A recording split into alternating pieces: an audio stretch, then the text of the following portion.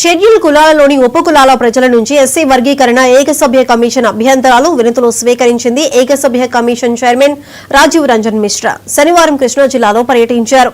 జిల్లా సాంఘిక సంక్షేమ శాఖ ఆధ్వర్యంలో జిల్లా పరిషత్ కన్వెన్షన్ హాల్లో ఎస్సీ ఉపకులాల వర్గీకరణకు సంబంధించిన అంశంపై ఆయా కులాల ప్రతినిధులు, ప్రజలు, ఉద్యోగ సంఘాలు, కుల సంఘాల నాయకుల నుంచి ఏకసభ్య కమిషన్ చైర్మన్ రాజీవ్ రంజన్ మిశ్రా అభిప్రాయ సేకరణ చేశారు. 343 వినతులు, మెమొరాండాలను షెడ్యూల్డ్ ఉపకులాల ప్రతినిధులు కమిషన్ కు అందజేశారు. ఈ కార్యక్రమంలో మచిలీపట్నం రెవెన్యూ డివిజన్ అధికారి స్వాతి, డీఎస్పీ ఎండీ అబ్దుల్ సుభాన్, సహాయ సంక్షేమ అధికారులు పాల్గొన్నారు.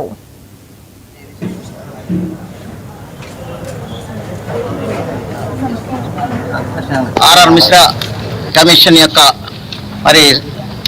సజెషన్స్ తీసుకోవడానికి వాళ్ళకి వినతి పత్రాలు ఇవ్వడానికి ఇక్కడికి అఖిల భారత మాల సంఘాల జేసీ తరఫున ఇక్కడ మేమంతా కూడా వచ్చున్నాం.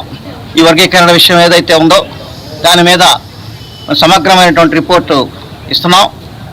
ఈ వర్గీకరణ రాజ్యాంగబద్ధం కాదని, ఇది హేతుబద్ధం కాదని, శాస్త్రీయబద్ధం కాదని, ఈ వర్గీకరణ ద్వారా కులాల విభజన జరుగుతుంది, ఉద్యోగాల విభజన కాదని, కులాల మధ్య చిచ్చు పెట్టేటటువంటి ఎలాంటి వర్గీకరణని ఇంకెంత మాత్రం కూడా కొనసాగించడానికి వీల్లేదనే ఉద్దేశంతో మేమంతా కూడా యొక్క రిప్రజెంటేషన్ ప్రిపేర్ చేశాం. అంతేకాకుండా గవర్నమెంట్ ఇచ్చినటువంటి జీవో, మొన్న 20వ తారీఖున ఇచ్చినటువంటి జీవో చెల్లదని, ఎందుకంటే ఆ జీవో ద్వారా చేసినటువంటి కులగణన ఏమి లేకుండానే కులగణన చేసినట్లుగా దాన్ని పబ్లిసిటీ చేస్తున్నాం. దానికి అబ్జెక్షన్ చెప్పమని చెప్పడం జరిగింది. కులగణన చేయకుండా చేసిన డేటాను మేము అంగీకరించాం. గడప గడపకి కులగణన చేయాలి, చేసిన తర్వాత మాత్రమే కులగణన పబ్లిష్ చేయాలి. ఆ పబ్లిష్ చేసినటువంటి కులగణన మాత్రమే పరిగణలోకి తీసుకోవాలని చెప్పి ఆ రిపోర్ట్ కూడా ఇవ్వడం జరుగుతుంది.